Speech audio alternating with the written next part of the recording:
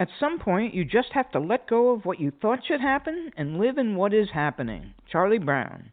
You've reached Talking with Dr. Terry, 180 Seconds to a Better You, message number 343. And I'm Dr. Terry Wurzbacher. Good old Charlie Brown for bringing all my experiences of the second half of 2025 into a refocused perspective.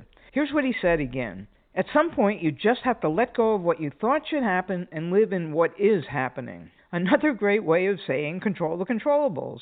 If you look around you, you'll find so many different ways to express that concept. I know I probably talk too much about myself and what happens to me, and I also mentioned most of these last week, or maybe even this week, but this discussion is in a more nuanced perspective, and I hope that's okay. So what did I have to let go of? Well, for starters, I had hoped I would do great, for me anyway, at Vol State. As you all know, that didn't happen. But I learned to accept help that was offered. I wasn't at the point yet where I could ask for it, but I was able to accept it from several sources. Dr. Gilbert, most of all of you, and my guardian angel by proxy, a man named Ray Kay. As a result of letting go of those expectations, I discovered more about myself than ever via my parts and IFS and writing my book. I thought, okay, that's a little bump. Now let's get back to normal.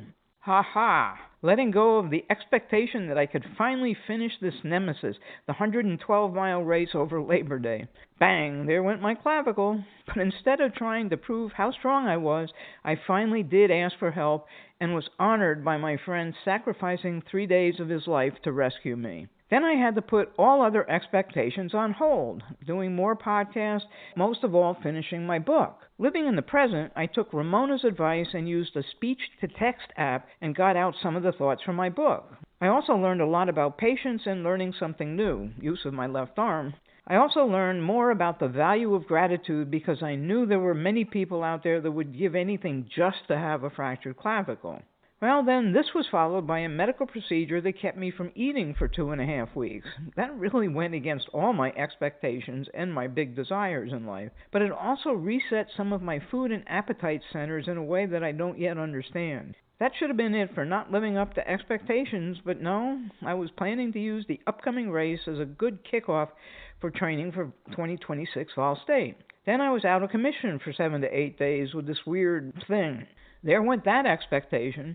So living in the present, I'll go, have fun, and evaluate what my body can do. That's something we all really need to know about. And I'll also use that to kick off training. It's just a different form, but it will be excellent. I'm proud that I've been able to respond to each of these things and not react. What have you learned from 2025? Have a diamond day.